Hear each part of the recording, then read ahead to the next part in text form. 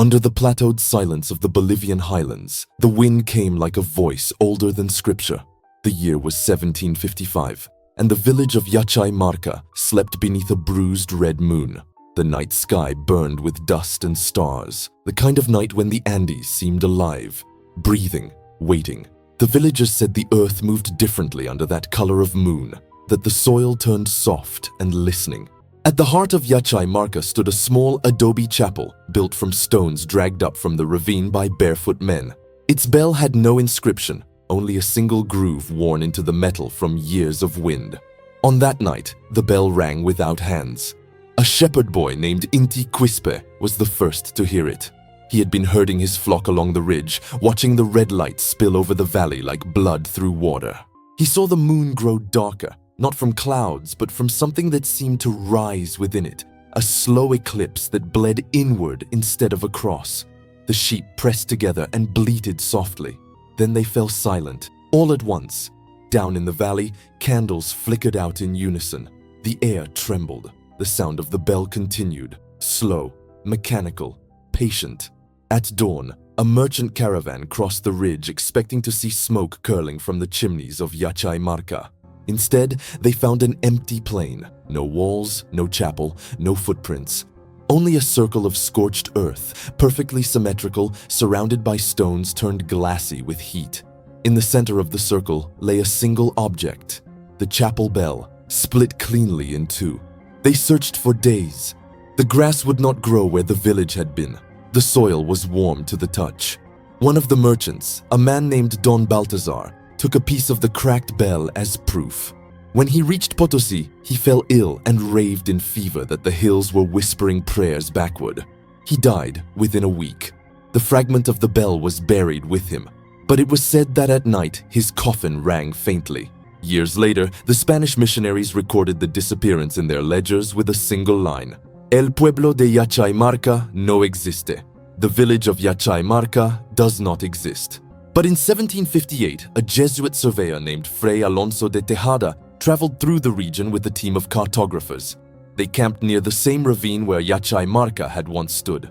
On the third night, one of his men woke screaming, claiming to have heard voices chanting hymns in Quechua coming from beneath the ground. When they dug at the sound, they found nothing but soft earth that smelled of smoke and sweet herbs. Tejada wrote in his journal, "It is as if the prayers have gone into the soil. The earth hums at intervals, like breath." He stayed another week, measuring the vibration with a pendulum hung from a pole. It swung without wind, always toward the east, then back, 62 seconds apart. On the seventh day, Tejada vanished. His tent was found flattened, his journal buried beneath the dirt. The last line written inside read, "Tonight, the moon bleeds again." By the turn of the century, Yachay Marca became a myth. The locals refused to go near the ravine.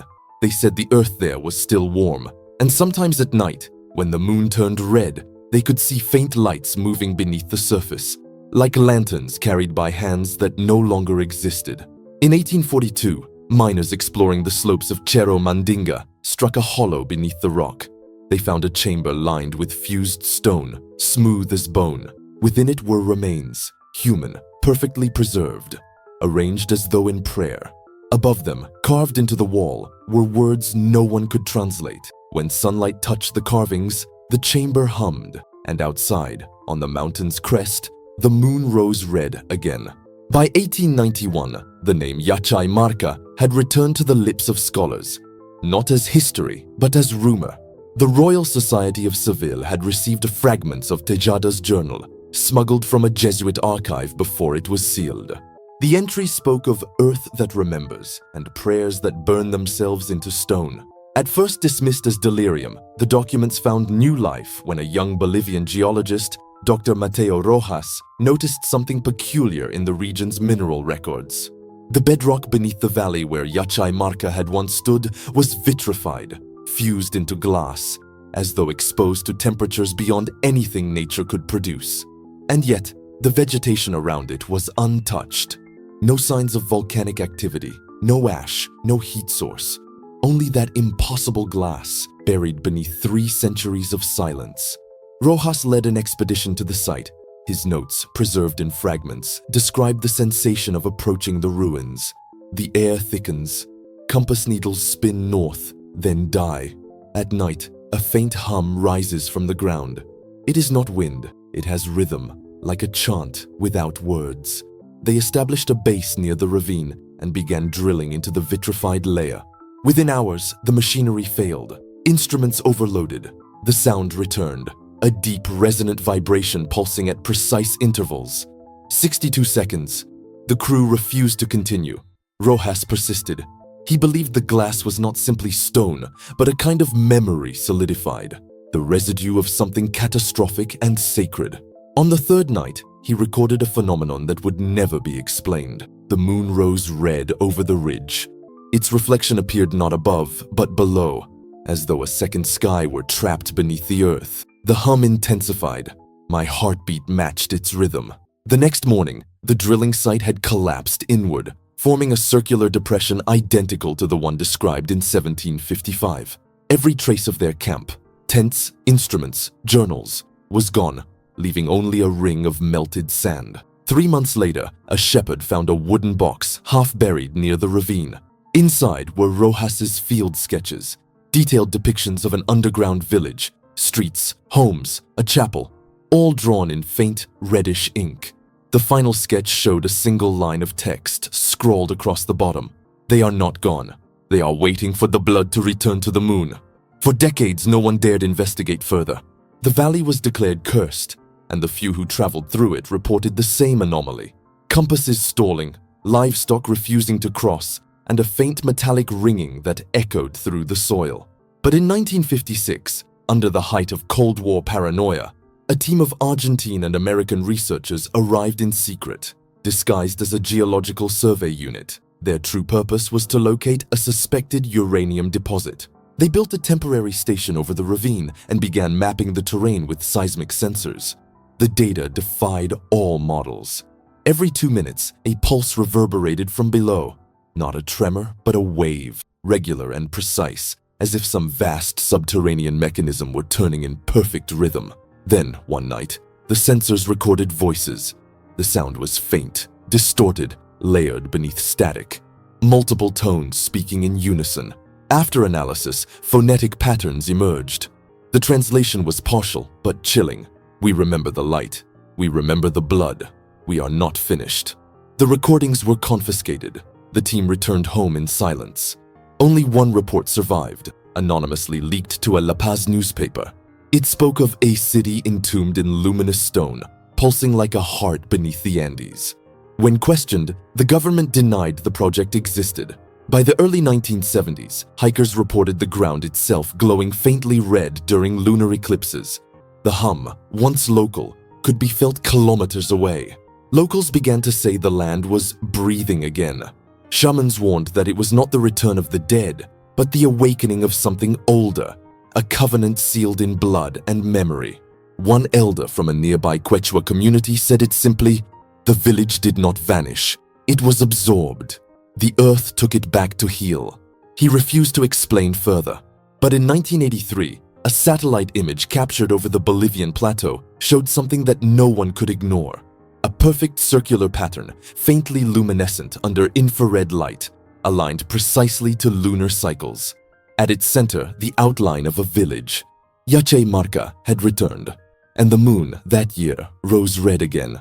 In 1990, the Bolivian government granted a discreet permit to a European Bolivian research initiative led by Dr. Esteban Salvatierra, a geophysicist with a reputation for chasing unprovable mysteries. He had studied the surviving fragments of Rojas's journals and believed Yache Marca represented a natural anomaly, perhaps a magnetic inversion zone caused by subterranean quartz deposits. But his colleagues whispered that his motives were personal. His grandmother, born in a nearby village, had vanished with her family during a lunar eclipse in 1912. The expedition arrived under the guise of geological study, accompanied by anthropologists and a small military contingent. They built a base on the plateau, where the wind carried the scent of iron and dust. The first nights passed quietly, except for a subtle vibration that seemed to travel through their bones. Then, as the moon waxed toward fullness, the valley began to hum. The vibrations weren't seismic. The instruments confirmed that. They were rhythmic. The oscillations repeated every 62 seconds, just as Rojas had described. The soil temperature rose by 2 degrees each night. Salvatierra ordered a deep-core drill placed at the center of the ancient depression. After 24 hours, the drill struck something not rock but smooth resistance, as if piercing glass. When the core sample surfaced, it glowed faintly, a translucent material that pulsed with dim, reddish light. Spectrographic analysis showed no known composition. That night, the soldiers refused to sleep near it. One claimed to hear whispers emanating from the sample. Others said they smelled burnt incense and wet earth. Salvatierra dismissed them, calling it psychological projection. But he wrote in his private log, "It breathes. The material reacts to sound. When I spoke the word yache, the frequency doubled. It responded." 2 days later, the drilling team hit a hollow. A low rumble rolled through the valley, and the ground sank by several centimeters. The researchers lowered a camera through the borehole. For the first few meters, there was only dust. Then the feed cleared, and what they saw froze them all. A chamber, perfectly circular, lined with what appeared to be fused glass.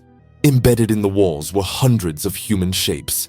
Not skeletons, but impressions, their bodies pressed into the translucent surface as if captured mid-prayer. Some faced outward, some appeared to move. The image trembled, then the signal cut to static. When the feed returned, the chamber was empty. The military ordered an immediate halt to the excavation.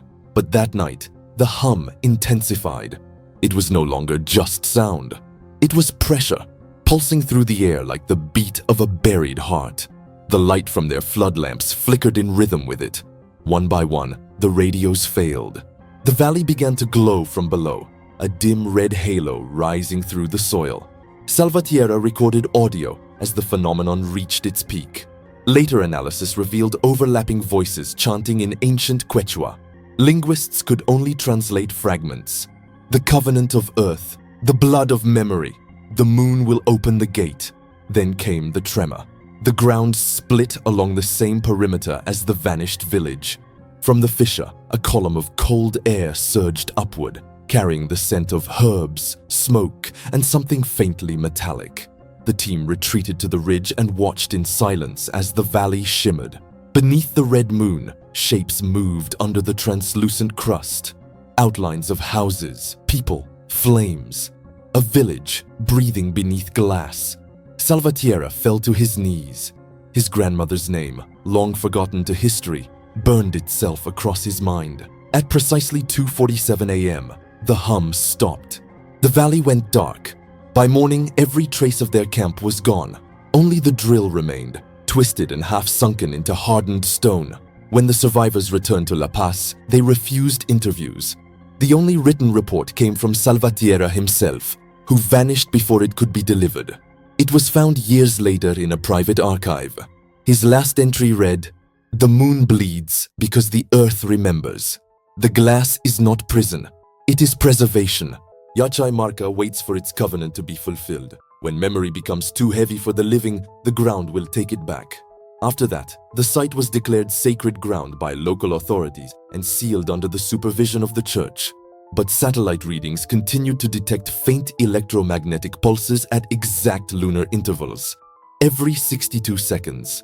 And during eclipses, faint red light still rises from the valley, like a heartbeat under stone. By 2001, Yachay Marca had crossed from folklore into the quiet obsession of modern science. A French-Bolivian research consortium, officially under the banner of Institut de Géophysique Andine, requested permission to conduct remote analysis of the Forbidden Valley. Their instruments would never touch the soil. Instead, they would read the air. Microwave scans, thermal imaging, magnetic resonance. The goal, to prove that the phenomenon was nothing more than geological resonance. The project was led by Dr. Camille Dure, a physicist whose work in subharmonic oscillations had once been used to detect underground tunnels. She had no patience for legends. She believed everything could be measured if one knew where to look. Her first readings came during a waxing moon. The sensors captured an inaudible pulse emanating from beneath the plateau. Frequency, 0.01 Hertz rhythm, 62 seconds. But there was something else. Each pulse carried harmonic overtones inconsistent with any natural process, structures that resembled phonetic patterns, like fragments of speech encoded in vibration. Dure dismissed it at first as interference, but when she filtered the data through spectrogram visualization, she saw it clearly, shapes forming and reforming like syllables written in light. She replayed the sequence dozens of times. The patterns repeated every 12 cycles, and within them, her algorithms detected a human interval, the rhythm of breath. The press never heard about it. The government silenced the study within a month. But Camille had already shared her data with one person, Father Julian Herrera, a Bolivian Jesuit linguist who specialized in pre-Columbian oral traditions. He recognized something in the patterns that made him pale. "It's not a signal," he said. "It's a recitation." Herrera brought her an old Quechua hymn recorded by missionaries in the 18th century.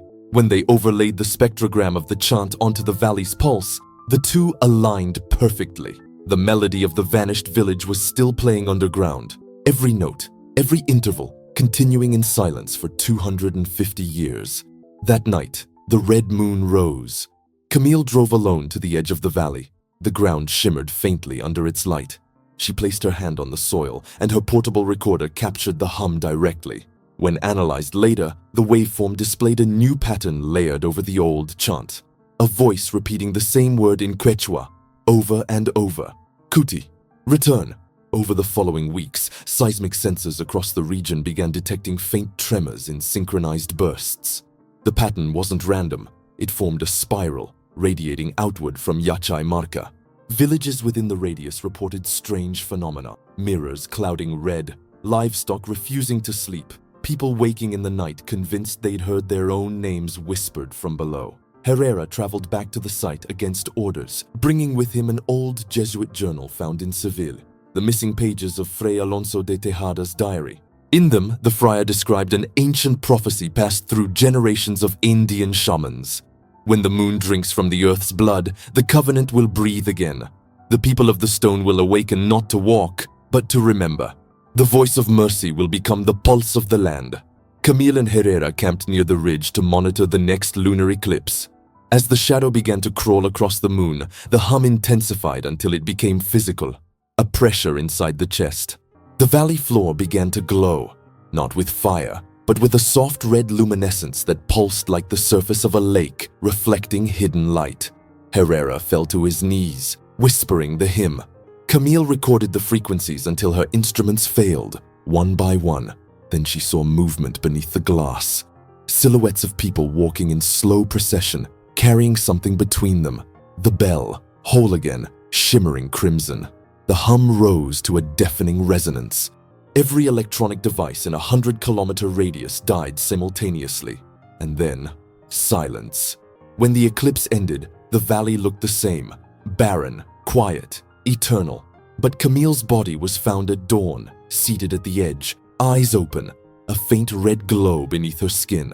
Her pulse continued 62 seconds after clinical death. Herrera disappeared.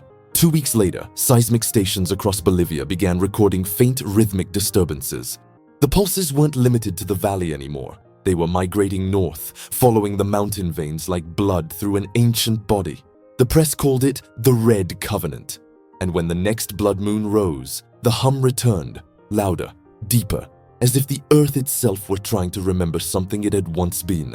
When the next blood moon came, it rose swollen and heavy over the Altiplano, casting its red pall over the ridges and valleys as though the earth itself had been flayed open. The hum was already there, low, omnipresent, alive. In La Paz, instruments in the seismology department recorded it as an oscillation without source, a constant tone no one could triangulate. Farther south, shepherds on the high slopes said their flocks refused to move, pressing their heads to the soil as if listening. Satellite images showed something extraordinary. The valley of Yachay Marca had begun to emit heat. At first, the government blamed geothermal activity, but within hours, the glow became geometric. Perfect rings of light expanding outward, converging in spirals too precise for nature. At 11:42 p.m., a storm gathered over the Cordillera. Lightning crawled across the mountains, but no thunder followed. The clouds didn't move. The The sky had frozen, like a photograph of its own terror. At the edge of the old scar where the village once stood, a small camp of researchers and locals watched the valley come alive. Among them was Father Herrera, gaunt and sunburned, his eyes glassy with exhaustion. He had returned quietly, bringing nothing but the tattered pages of Tejada's journal and a cracked bronze medallion bearing the image of a bleeding moon. He stood before the glowing basin and whispered, "They're remembering." The hum deepened until it was felt in the bones more than heard. The ground rippled in waves of dull crimson, and through the cracks appeared light, warm, rhythmic, pulsing. The soil began to fracture. A researcher pointed toward the fissure forming at the center of the valley. Beneath the glassy crust, movement, slow, deliberate, shapes emerging, pushing upward through centuries of stone. Arms, torsos, heads, whole figures of translucent red crystal rising from the ground like souls frozen mid-prayer. There were hundreds, thousands.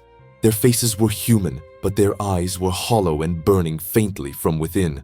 The air filled with a deep melodic resonance. It wasn't chaos, it was harmony, structured and mournful. The same chant recorded centuries earlier, now vibrating through the earth itself. The beings stood motionless, their forms flickering between matter and light. And in the center of them all stood the chapel, reborn from stone and memory, its bell whole again, glowing like molten iron. Father Herrera stepped forward, tears cutting paths down the dust on his face. "Do you see?" he whispered to the nearest scientist. "It's not resurrection. It's memory reclaiming form. The covenant is the earth remembering compassion." The figures began to move in unison, turning their faces toward the moon. Each motion created a tremor through the valley, perfectly timed, perfectly measured. When they spoke, it was not sound, but vibration. Waves passing through stone, through air, through blood. The scientists fell to their knees, their equipment flickering with unreadable data. One of them screamed that the radiation levels were climbing, that the air itself was ionizing. But Herrera didn't move. He placed his hands on the soil and began to pray. The crystal figures turned their hollow gazes toward him. He felt it then. Not warmth, but recognition. He heard them in his head. Thousands of voices woven into one, speaking in Quechua older than the empire. "We were not taken. We were folded into mercy." The chant grew louder, blinding light filling the basin. The chapel bell began to swing on its own, each toll shaking the mountain. The hum shifted pitch, accelerating until it became indistinguishable from a human heartbeat. Herrera cried out, his voice breaking against the roar. "Why show yourselves now? What are you?" And the answer came as vibration through the marrow of the mountain. A single phrase that would later be repeated by the few who survived that night. "We are what you forgot to love." The valley erupted in silence. An implosion rather than an explosion. A collapse of sound that pulled everything inward. The air turned to glass. The light folded into itself. The hum stopped. When dawn came, Yachay Marca was gone again. The plateau was smooth, crystalline, silent. Instruments placed in nearby villages recorded one last pulse at 5:47 a.m. Then nothing. The survivors spoke little. Those who had been closest to the valley bore strange marks beneath their skin, veins glowing faintly red when the moon was full. Medical scans revealed crystalline filaments growing through soft tissue, harmless but unexplainable. One survivor, a young geologist named Luciano Mendez, was found wandering days later. His pupils dilated, his pulse perfectly synchronized to the old rhythm, 62 beats per minute. When asked what he saw, he simply replied, "The earth forgave itself." That year, satellite spectrometry over the Andes detected a new anomaly, a faint subharmonic pulse radiating not just from Bolivia, but along the entire spine of the continent. The frequency was always the same, 62 seconds. By 2005, the hum had escaped the valley. It wasn't seismic anymore, it was migratory. Seismographs from Ecuador to Chile began registering faint, rhythmic oscillations that no known tectonic model could explain. Every 62 seconds, a pulse moved south to north, vanishing near the equator and reappearing hundreds of kilometers away. When filtered through audio mapping, the wave resembled a human heartbeat. The press called it El Corazón de Piedra, the stone heart. Governments dismissed it as coincidence. The Vatican denied comment. But among scientists, theologians, and anthropologists, private messages began to circulate. Emails exchanged under pseudonyms, encrypted recordings, snippets of audio that seemed to carry a whisper inside the hum. At first, it was only noise, but after amplification, the same word emerged again and again, as if carried through the lithosphere itself. Kuti, return. The voice was not human. It was too deep, too resonant. Yet it carried the unmistakable cadence of language, not random vibration. A small team at the Universidad Mayor de San Andrés in La Paz, led by Dr. Natalia Quispe, began studying the phenomenon secretly. She had grown up near the highlands, a child when her own village trembled during the blood moon of 1983. To her, this was not a myth. It was memory resurfacing. She converted the frequency data into spectrograms, overlaying them on ancient Andean textiles depicting lunar rituals. The patterns matched. Spirals of red thread, concentric circles, crescents of light, all encoded the same geometry. The Incas weren't worshipping the moon, she told her students. They were remembering something older. They were preserving a rhythm the Earth had already known. In 2007, Dr. Quispe was invited to collaborate with geophysicists from Geneva and Santiago to compare the Bolivian hum with similar anomalies recorded in the Atacama and Patagonia regions. What they discovered changed the conversation entirely. Every site corresponded to the remains of vanished settlements, colonial missions, mining towns, indigenous villages erased by time or violence. And beneath each, the same subsurface crystalline composition, fused glass that pulsed faintly under electromagnetic exposure. The scientists called it subterranean resonance vitrification. Locals called it Earth's memory. When the researchers cross-referenced lunar data, they found an exact correlation. During every total lunar eclipse since 1755, the same harmonic signal appeared simultaneously across all sites. The world was listening to the same pulse. That year, Quispe published an anonymous paper under the codename Cicatrix Lunae, the lunar scar. In it, she proposed that the crystalline structures beneath Yachay Marca were not products of heat, but of consciousness. The theory was heresy to both science and faith. When an act of collective compassion reaches its limit, when grief, love, and devotion converge at density, the molecules of the earth absorb the frequency of feeling. The result is a crystalline echo. The memory solidifies. The dead become architecture. The paper was suppressed within weeks. Its server was wiped, but it had already spread, and with it, the hum intensified. By 2009, faint red glows began appearing in other parts of South America, Peru, northern Argentina, even southern Brazil. Farmers found translucent fragments of glass in their fields, each one vibrating faintly when held against the chest. Medical researchers noted a rise in patients reporting resonance episodes, heartbeats aligning to unseen rhythms, brief auditory hallucinations of chanting, dreams of light beneath the soil. All the episodes occurred within the same window, between 5:40 and 5:50 a.m. The church reopened its archives. They discovered letters from Fray Alonso de Tejada never before catalogued. One passage read, "When the covenant breathes again, it will no longer be a village. It will be the pulse of the continent." They called an emergency council in Lima to debate what to do if Yachay Marca, or whatever it had become, reappeared. But there was no if. In May 2010, seismic sensors across Bolivia recorded a pulse 30 times stronger than before. The pattern expanded outward, forming a ring that encompassed the entire Andean range. Satellite imagery showed faint red luminescence flickering across the mountains like veins under translucent skin. Every 62 seconds. Then came the final sign. Hospitals from Cusco to Cochabamba reported synchronized equipment failures. Heart monitors flatlining for 72 seconds, then resuming without explanation. Yet every patient survived, their pulses aligning perfectly to the hum. One nurse wrote in her log, "They stopped breathing together. They returned together." That was the night the Andes themselves began to sing. Witnesses described it as a low, mournful vibration carried by the wind, felt rather than heard. Dogs howled. Clocks stopped. And under the blood moon, those who dared look into the valleys swore they saw faint crimson shapes walking across the plains. Slow, translucent, shimmering like glass. They did not speak. They did not threaten. They simply walked, in rhythm, toward the horizon. and from deep beneath the ground, an ancient bell tolled once. By 2012, the hum had become part of the planet's heartbeat. It wasn't confined to South America anymore. It began appearing faintly in readings from Lisbon, Cairo, even the Pacific seabed near Easter Island. A rhythm without source, a whisper without origin. Every 62 seconds, the same pulse. Governments ignored it publicly but created special task forces privately. The Vatican reopened its ancient Congregatio de Miraculis Inexplicabilibus. CERN issued quiet orders forbidding all commentary from its subterranean laboratories, where sensors had started vibrating faintly in perfect synchrony with the Bolivian hum. And across the Andes, people began dreaming the same dream. It started with sound, the toll of a bell buried deep within stone. Then came the light, red and liquid, spreading through cracks like veins.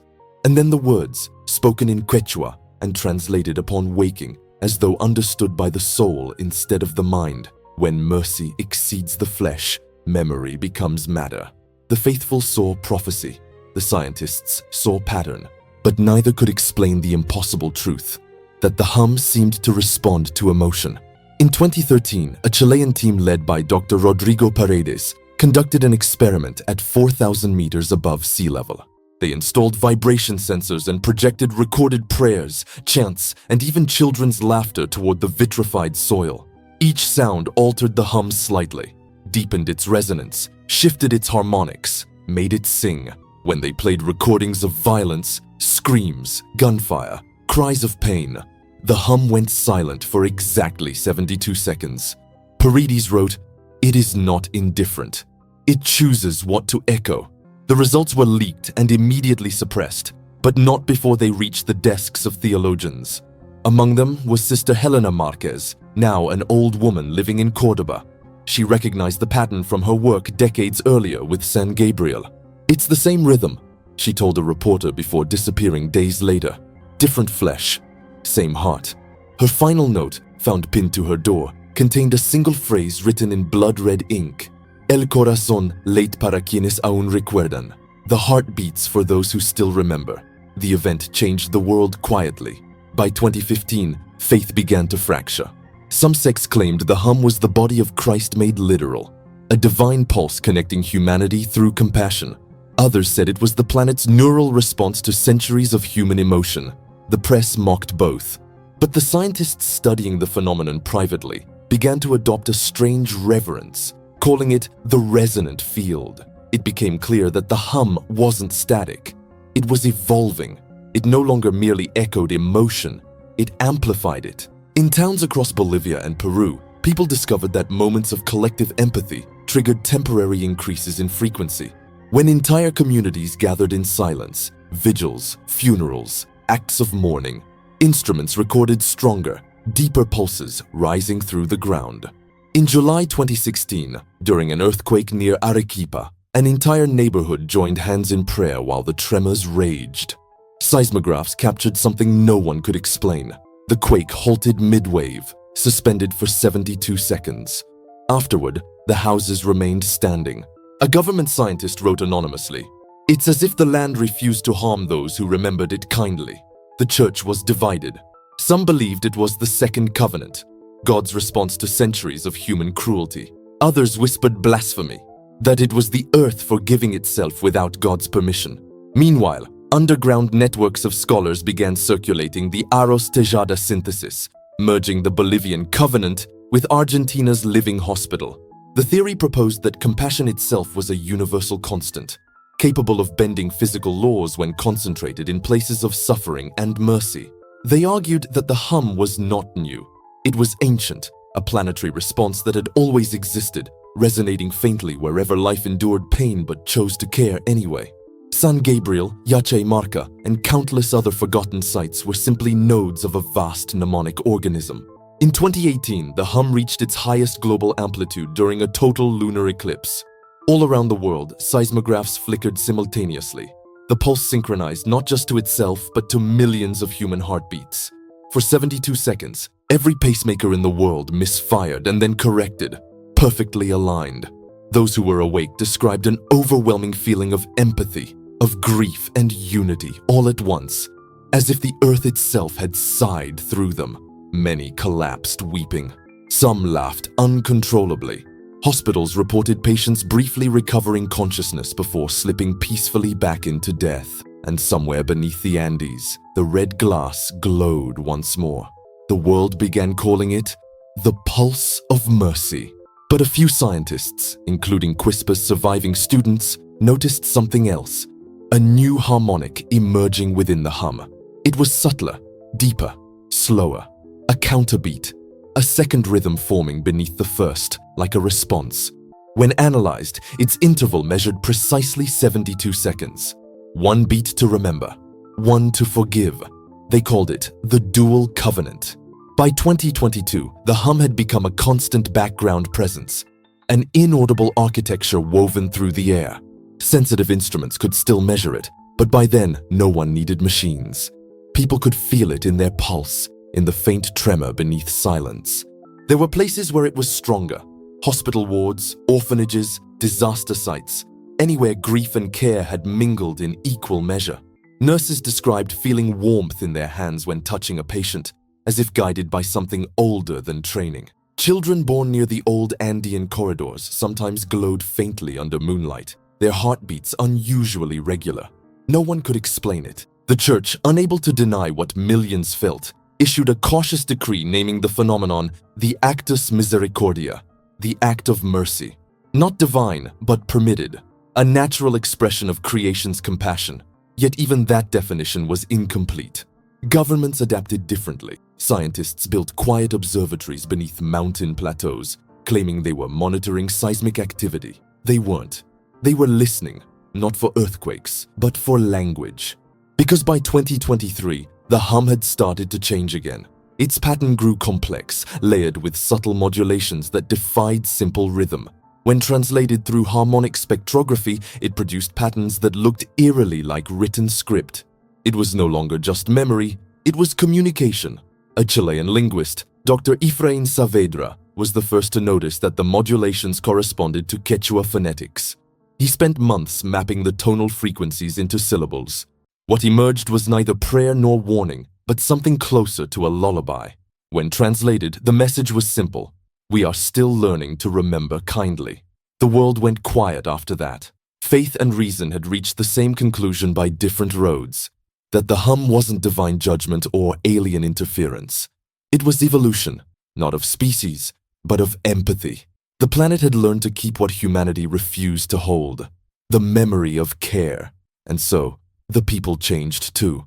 Pilgrims began walking the Andean trails again, not to seek relics, but to feel the vibration beneath their feet. They brought no crosses, no icons, only silence. The young called it the listening walk. Whole communities sat at dawn, aligning their breath with the unseen rhythm. There were no sermons, only stillness. It became common to see strangers stop mid-street, hand to chest, as if hearing a heartbeat not their own. These moments never lasted long, but for those few seconds, everyone around them seemed to pause too. Human conflict didn't vanish, but something fundamental shifted, as if cruelty itself had become harder to sustain. When violence erupted, the hum faltered. When mercy returned, it steadied again. The earth seemed to approve or disapprove, wordlessly, through rhythm. Scientists debated whether this was psychosomatic, an emergent form of planetary biofeedback. But among those who had studied Yachai Marca, none doubted its origin. In the highlands, the scar where the village had once stood was now a field of red stone flowers, crystalline formations that blossomed under moonlight, pulsing faintly like veins of light through the soil. Locals harvested none.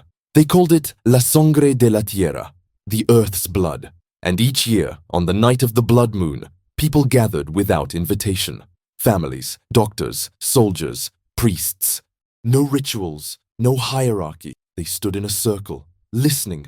The hum returned stronger than ever, vibrating through the soles of their feet, synchronizing their hearts. For 72 seconds, every clock stopped. Those who were there said it wasn't frightening. It was tender. The earth seemed to sigh, exhale, and settle into stillness, as if remembering that it too had once been loved. Afterward, the sky cleared, and the stars reflected red against the crystalline plain. Some swore they saw faint shapes moving below the surface. The people of Yachai Marca walking among the roots of the world, faces serene, hands touching, eternal. They were not haunting, they were remembering. And as dawn broke, the last trace of light faded from the stone, leaving only silence and heartbeat. Somewhere deep within the earth, something pulsed once more. Gentle, infinite, patient. The stone heart had not died. It had only learned to rest. By 2035, the hum had become a fact of existence, the one constant that united a fragmented world. No longer a mystery to be solved, it had become an element of daily life, woven into art, medicine, and theology alike. Instruments calibrated themselves to it. Musicians composed in its frequency. Medics monitored it before surgeries like a weather pattern of the soul. Even atheists spoke of it now, though they called it by another name, the continuum. At the United Nations' first Symposium of Resonant Studies, delegates sat in near darkness as recordings from across the globe were played simultaneously. From Argentina to Tibet, from coastal Greenland to the deserts of Sudan, the same subharmonic pulse filled the chamber. Soft, even, patient. It was the heartbeat of memory. After the final note, silence lingered for a full minute before the chairwoman spoke. "We are all," she said, "within the same organ." The phrase became law, creed, prophecy. Institutions of faith began to merge across denominations. Priests, monks, and imams stood together in sanctuaries stripped of symbols, offering only silence at 5:47 each morning. Hospitals held brief pauses before dawn when all machinery was turned off, allowing only the hum to fill the wards. Patients described feeling touched from below. Children born during those hours often carried faint iridescent marks along their veins, like threads of mineral light. Their pulses were unwavering, exactly 62 beats per minute. Parents began calling them the remembered. Scientists refused superstition, but their data betrayed them. A 2038 study by the Geneva Resonant Observatory confirmed that the hum had measurable effects on matter. Subatomic coherence increasing within living tissue, subtle synchronization between disparate brainwaves, temperature drops during mass empathy events. Human biology itself was evolving to harmonize. The Arostejada model, once dismissed as pseudoscience, became the foundation of a new discipline, sympathetic geophysics, the study of emotional resonance in planetary systems. Its core thesis was both simple and terrifying. Consciousness is not confined to the brain, but distributed across the fabric of the earth through memory crystallization. In Buenos Aires, a new institution rose over the site of the old San Gabriel Hospital, a translucent structure built entirely of synthetic glass designed to resonate with the hum. Inside, no electricity was used. The building glowed faintly on its own, absorbing sunlight by day and returning it as warmth by night. It was named El Archivo de la Tierra, the Earth's Archive. Within its halls, fragments from both legends were displayed. The cracked bell of Yachai Marca, the melted instruments from San Gabriel, the journals of Rojas, Tejada, Aros. Their pages vibrated faintly, as though still alive. Every visitor felt the same sensation, the echo of breath. Meanwhile, deep under La Paz, a network of quantum sensors began to detect something new, a second pulse emerging beneath the old one, slower and lower. Its rhythm measured exactly 72 seconds apart. Where the first hum embodied memory, this one carried entropy, the slow forgetting that allowed memory to rest. Scientists named it the counterpulse, but theologians preferred another name, forgiveness. Together, the two waves formed an interference pattern across the planet, peaks and valleys of resonance, moments of perfect stillness. These moments, lasting only fractions of a second, caused measurable temporal distortion, clocks running slower, quantum particles lingering longer than expected. Time itself was beginning to breathe. Philosophers called this era the oscillation, the first recognition that humanity was no longer separate from the memory of its world. The Earth had become self-aware through compassion, and human life was now a conversation with its own echo. Every April, when the moon turned red, the phenomenon intensified. People gathered at the old Andean plateau, now a vast mirror of fused crimson glass. No rituals, no words, only listening.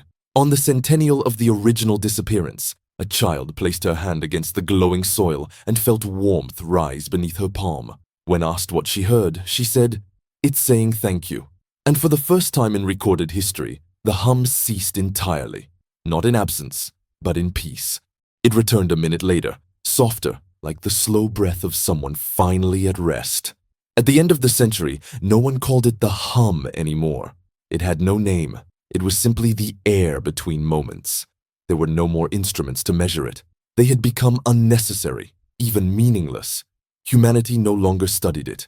It lived inside it, like breath within breath. By 2091, the red moon rose again over the Bolivian highlands, and millions gathered along the ridges once scarred by Yachay Marca. But there was no fear, no superstition, only stillness. The land, once fractured, now shimmered as one unbroken surface of translucent crimson glass. Beneath it, faint light pulsed, the slow exhalation of a planet remembering itself. Children knelt and pressed their palms against the soil. They said it felt like skin, warm, alive. An old historian, his voice trembling, whispered the words of Fray Alonso de Tejada as the moon reached its zenith. The people of stone will awaken not to walk, but to remember. And they did, not as ghosts or figures of glass, but as echoes in the wind, patterns in the dust, familiar warmth beneath bare feet. Every act of tenderness, every hand held, every mercy remembered. The earth responded, softly, mirroring it in vibration. In the great cities, the glow was visible even through concrete. Windows flickered faint red, and the rhythm traveled through every structure, every street, every heartbeat. Clocks faltered again, this time not from error, but from agreement, as if the world itself decided that 1 minute could stretch forever. Then, in the plateau, silence. The air thickened, charged with impossible calm. The moon dimmed slightly, as though bowing, and within that silence, something vast shifted, not in the sky, but inside the living. The hum had completed its cycle. For centuries, it had remembered pain, transmuted it into mercy, and finally taught the earth how to forgive itself. The covenant had fulfilled its purpose. The stone heart had no more blood to pulse, only peace to hold. At 5:47 a.m., the glow beneath the Andes faded for the last time. The soil cooled, the rhythm dispersed into the ionosphere, carried by winds that circled the planet like a final song. In Buenos Aires, inside El Archivo de la Tierra, a child born at that precise minute let out her first breath. Doctors swore the monitors glowed faint red just once before settling. The infant's pulse, steady, even, 62 beats per minute. When she opened her eyes, she smiled as if recognizing the room. And across the world, every resonant artifact, bells, glass shards, medical relics, stones, gave a single, harmonious tone, a breath released after centuries. The sound lasted only a moment, but those who heard it described it as neither music nor echo. It was gratitude. Then it was gone. The moon returned to silver, the plateau to silence, the hum to memory. Only the faint shimmer of light beneath the soil remained, buried deep. Not a warning, not a miracle, but a promise. The earth, finally at rest, remembered itself through its children. And though no sound remained, anyone who stood beneath the stars and pressed their hand to the ground could still feel a gentle, steady rhythm, soft, eternal, patient, whispering the same word it had spoken since the beginning. Kuti, return.